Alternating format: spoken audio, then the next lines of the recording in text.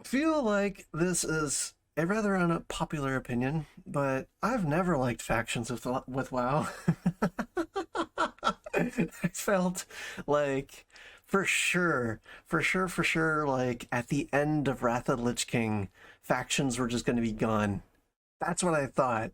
Like I thought that in Burning Crusade practically. Like when I heard Wrath of the Lich King was happening, I thought at the end of I thought in Burning Crusade that maybe at some point, maybe in Wrath, factions would be gone.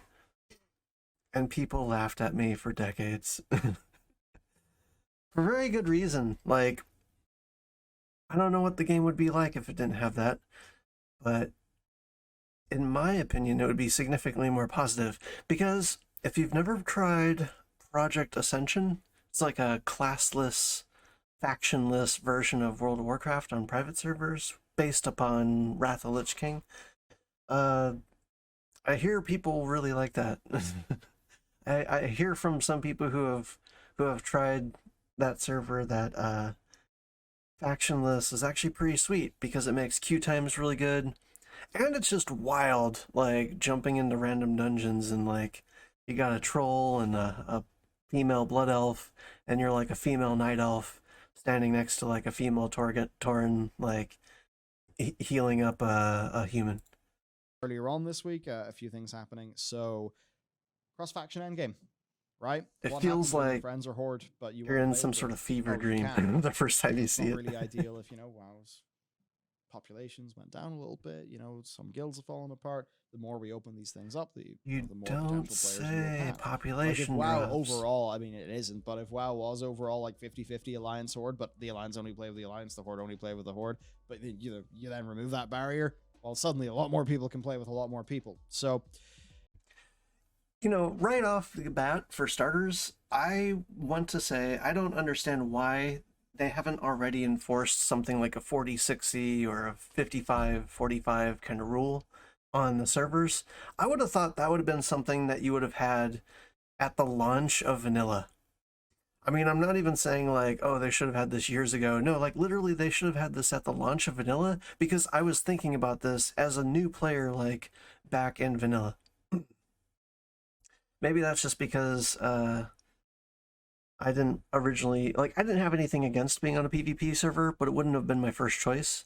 But that's where my character started out on, was on a PvP server. So this was very much on the forefront of my mind until I ended up loving PvP. But that's another story. yeah. This is some Still doesn't tweets, make sense for them not to keep the server state healthy. Or no, it was maybe another thread I replied to. It's almost like they disregard PvP. So this is from Ian Hazakostas. Now, and there's a little bit of context here that even involves Mike Ybarra, who was just saying that, it's like Ian and the team that are doing stuff, and he's kind of like, just listening as a player. He's, of course, the co-lead of Blizz, so it's a bit more than that. I hate talk like that. That's such now, regarding governance, pussy Ian talk said that they should we should have been clear in the wording. He seems like an awesome guy, more than anyone else. I want to say, like, in leadership, working on the game, like, from a lot of the feedback that's been, like, smaller, so now the falling out of him, like, tips it seems like he's got a real, like, true passion for the game. He says that lore and story, but he also still talks extremely important, but like an underling, like a lower rung, like person in the leadership, or like he's a player himself. Favor of gameplay, which he needs to talk like a leader if he's going to make a dent. Is a great example of them not resolving the conflict in favor of gameplay, even when the story actually would have supported either way of doing it, because the Covenants, funny enough, are literally all allies and have been since the start. So all the Shadowlands Covenants. Honestly, I think Ian's dead wrong on Covenants. I think not only are they working with you together, but like they're literally passing you along, and all I would say is individually each handing you powers. Change, I would say is you obviously did that. I just don't understand why it couldn't have been like, oh, you have that's the thing where I can memory, just I can see the logic, or a connection to each one of these powers that has been unlocked in you. But you're only granted the anima to activate that power for one of them, like whoever your active within the concept of this world where you pick a covenant and that's the covenant you do. Should have just been a talent tree row. You the mechanical abilities. That's what I'm saying. Then that justification makes sense. But then you think outside the box. The problem is the premise. Yeah, so you think outside the box and go, well, what if the mechanical stuff was, divorced from the aesthetic choice and the lore and the story? Then you don't have a problem. So it's like good enough defense, shows how they're thinking, but still not quite. Yeah. Not quite. Should have pulled the ripcord a year ago. A bit of good came out of this, though, because Ian also said, somebody here said, does that apply to cross-faction gameplay as well? Ian, it does. Alone is the key word above. There's more to the faction divide than just narrative. There's no quick solution here, but especially when it comes to equal access to endgame systems like M+ and raiding, that barrier is a major issue we know we need to address. So that very much is Ian saying, we, the WoW team, know that this whole faction barrier thing is a problem we need to resolve. So I think they know that it's holding the game back. Now, I do think that WoW, very much Alliance versus Horde. How very strong and brave of them to. I'm on the losing side of the argument. Acknowledge that there's a problem. I always thought it should be Alliance versus Horde. Problem. That should be that. WoW should have way better world PvP. War mode needs to not be half. They're not talking about their plans, support, their solutions. Really support Alliance versus Horde. Their analysis. Core part of the fantasy, but they're just acknowledging it. I think the Battle for Azeroth completely ruined the idea of a faction conflict by literally not delivering the faction conflict. I wouldn't even go that just having us do weird. I get what he's saying. I saw this a lot. Like, there were a couple friends who I saw springing up when Battle for Azeroth's trailer came out and people were getting all hype. A lot of people were getting really, really excited for Battle for Azeroth, and I was still thinking a lot about Warlords of Draenor, because I remember people getting really excited for Warlords of Draenor, and I was kind of tentative during that. So after the way Warlords turned out, when people started getting really, really excited for BFA, I was pretty skeptical of that as well. And I always feel like a dick for it, because it's like, I don't want to be poo-pooing on people's excitement or anything, so a lot of times I'm just off in the corner like, well, yeah, faction warfare. In BFA, lots and lots of people were getting super excited about factions in BFA because of the trailer, so it made it seem like it was going to be a big Alliance Horde thing. But I already remember them pushing that kind of stuff during Kata. They really, really pushed that during Mists of Pandaria. They didn't push it as much in the advertising. And so I think because it wasn't in the advertising as much, people don't remember it to the same degree as BFA. But Mists of Pandaria, the way they were talking about it at BlizzCon was probably even more faction focused than they were talking about BFA being. Mists of Pandaria, they were really talking about it being a return to form, and it no longer, being about the next giant, huge, big bad, but a mellowing out, which that was the biggest draw for me. A lot of people didn't like MoP as much because pandas, and that's silly. Pandas are awesome. They're not the best, but they're not bad. But there were a lot of people who we're also excited for the aesthetic and the zone and the chill decor, and that was definitely me. I like being more of a soldier. I think it's why I enjoy ARR so much, is even though it's a lot of delivery and a lot of learning the story and talking to people, it's a good setup. It really makes you appreciate earning it later. Forces shenanigans while we saw Sylvanas play with Cosmic Forces. We got that instead of a faction expansion, but they've done the whole marketing of a faction expansion, which kind of means we can't have one again, because they'd be doing the same thing again. Just that, in terms how many of, times? The Cliff Notes version, even though Battle for Azeroth was, it's so many movie in my head anyway, storylines where I'm core Alliance Horde faction war. You ruined Dark Phoenix again. Where was the questing for the third time? Or where's the questing actually in the zone? Or Death of Superman, expansion, wasn't that? So it's the point where I would like that. Gwen Stacy, or a lot of things, there's a lot of things where I'm I will concede that it's even if it was really, really good in the moment, everything surrounding it was ultimately unearned. Yeah, to weaken the Alliance versus Horde. So it's kind of by a shame doing, that taking it probably will never see I mean, another one thing they'll just rendition, and because I'm thinking at about least it, not for like another decade or for two. them to resolve the fact that they can't do a faction expansion again because everyone thinks the BFA is a faction expansion and they'll never try Gwen that again. Stacy, Yeah. I think if the anyone solution was there to like get is- their own like female-led because the movie, better it should be Gwen faction Stacy, expansion, Spider Girl. at least in a number of ways, was Cataclysm. Spider Gwen movie would be Cataclysm was really, not a really faction cool. expansion in any capacity marketing wise, as far as I remember. With like It was Deathwing's here, he's wrecked lizard. the place, but all of the storylines that Eater in the, lizard. like the revamped zones were, full of Alliance and Horde tension because of the state of the world. So they could do that again, where Yeah. maybe it would be a lot of content they would have to make because they'd have to tell the actual marketing They would have story to alongside. backtrack and But it's the retread a idea lot of if you ground have to make strong that work in Alliance WoW. versus Horde undercurrents running through. That's as so an much of example, the like problem Fusion is expansion.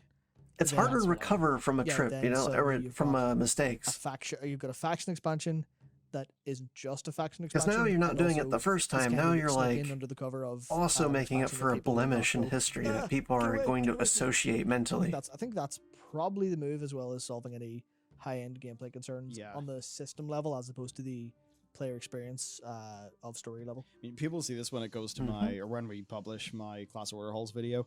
Mm. But a resolution to this is to keep Alliance and Horde, but have player, reform the Class Order Halls. The player is not the leader of Yeah. the Order Hall. You don't deserve to be the leader of the Order Hall. You literally abandon them. That's true. We did. That's such a good point. I mean, we're obviously unreliable. It's not like they're going to kick us out because we're the hero, but like have someone have like a Tataru, like have a maidservant like running it in the background. Like it never made sense for us to be like the ultimate leader. I always loved that about the order halls, though. Like the that neutrality aspect was a huge appeal for me. That was always what I got drawn to with the druid class. Is you would go to Moonglade or be doing some other like Cenarius or druid specific quest lines, and you would meet up with other druid friends, whether it was like Tauren or maybe some trolls. You'd all be working together, and there's a lot of classes in Azeroth where they're selfish or, they don't see the big picture, but I felt like the druids, as high in the clouds as they can be at times, the druids do see the big picture when it comes to like working together and like setting aside differences to achieve results. Like the best results sometimes just need a bit of diplomacy. And the class order halls was like one of the most awesome representations of that, where like finally for a lot of these different classes, it wasn't just like a Dalaran or some other place where like people might be grumbling and, they don't kill each other on the streets, but, it's not exactly the most friendly of areas. But the class order halls seemed like that was kind of an exception, it was kind of people who were like, respect. It's as if Blizzard even forgot they put that in the game, and that canonically, as well as the Maw Walker, you're also the Well, they Huntsmaster did forget or the about High it. Lord or whatever. So we need to reform the order halls, but just have the player character be a very high-ranking member of that hall. By the much way, that like was also how one of my Warrior of Light in Final Fantasy 14 one of my is a favorite member of the aspects of Scions Legion the is getting Seventh Dawn, like but Minfilia is the improved leader of that Moonglade teleport, organization. because I could They just need be to do that, teleporting and to my then class order hall all the time. Via the framing of having the order halls I was there every exist, day, that means that there practically, is a for narrative BFA. way That was like my for Hearthstone cross-faction almost. raiding, because it does banding together for the greater good, and that's a way that does not have the negative. That should really go to show how much that stuff matters to people, Like class order hall, it might seem like, oh, that's just some stupid, floofy, silly little area that, occurred in Legion, but now it's dead content and no one cares about it anymore. Some people legitimately do care about it, like me, I was always in the class order hall just because it was my favorite zone to chill out in. Connotations of something being called the mercenary system. That was the big hit in the heart when Kata came rolling through.